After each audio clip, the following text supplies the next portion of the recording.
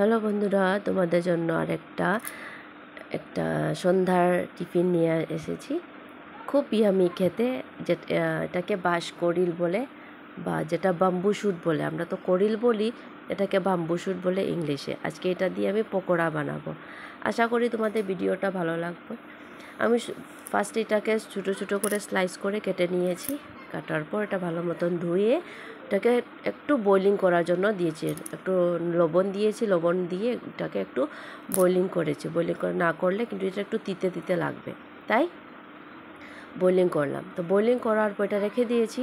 তারপর আমি বেসন নিলাম, এটাতে একটু চালের গুঁড়ো মিক্স করতে পারবে, আটা না ময়দা নিলাম।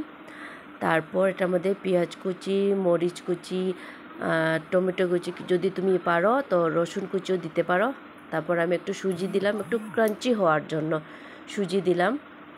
তো সুজি দেওয়ার পর এটার মধ্যে একটু কালা লবণ দিয়েছি, যেটা ব্ল্যাক সল্ট বলে, একটু দিতে পারবে একটু ক্রাঞ্চি হওয়ার জন্য।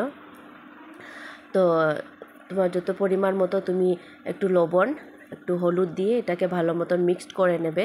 মিক্সড করার পর এটাকে একটু জল দিয়ে ভালো মতন এটাকে মিক্সড করবে। তো মিক্সড করার পর এটার মধ্যে তুমি টমেটো কুচি, মরিচ কুচি, পেঁয়াজ কুচি যেটা আমি করেছি এটা সব মিক্সড করবো এটার মধ্যে।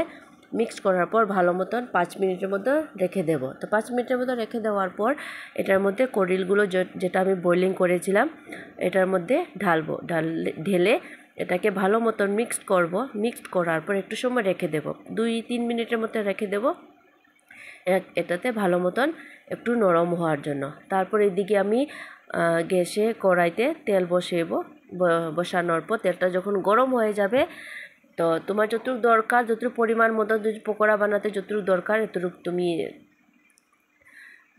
তেল দেবে। আমি তো রিফাইন দিইনি, আমি ইঞ্জিন অয়েল দেবে, যে ইমামি সরষের তেল যেটা এটা দিয়েছি। তো এটা দিয়ে বানিয়েছি, যদি তুমি পারো তো রিফাইন তেল দিয়ে বানাতে পারবে। তো এটাকে ভালো মতন মিক্সড করে নিয়েছি। মিক্সড করার পর একটু নরম যখন হয়ে যাবে তো এটাকে ভালো মতন মিক্সড করার পর এটার উপরে যেগুলো টমেটো এগুলো সব আছে এটার মধ্যে ভালো মতন মিক্সড করার পর এদিকে তেল গরম হয়ে গেছে আর পকোড়াটা আস্তে আস্তে বসিয়ে দিয়েছি। তো বসানোটা দেখাতে পারিনি কারণ ওই টাইমটা কারেন্ট চলে গেছে, তাই আমি তোমাদের কীভাবে পকোড়াটা মিক্স করছি দেখাতে পারিনি। তো এটার পরে তোমাদেরকে দেখাবো কীভাবে এটার উপর দিয়ে কীভাবে মিক্সড করেছি। তো তারপরে যে পকোড়ার উপরে দেখো যেগুলো পেঁয়াজ কুচি এগুলো সব দিয়েছি, সব এটার উপর দিকে সবগুলো উঠিয়ে ভালো মতো মিক্স করে তারপর পকোড়াগুলো বানিয়েছি। তো দেখো পকোড়াটা হয়ে গেছে। একটু গরম দিয়ে করবে, বেশি আগুন দেবে না, স্টিম কম দিয়ে ভালো মতো মিক্সড করে সুন্দর করে ক্রাঞ্চি করে বানিয়ে নেবে। আশা করি তোমাদের ভিডিওটা ভালো লাগবে। যদি ভালো লেগে থাকে তো তোমরা বাড়িতে একবার ট্রাই করে খেতে পারো। খুব ইয়ামি, খুব টেস্টি। আর এটার সাথে তোমরা একটু সস নিতে পারবে।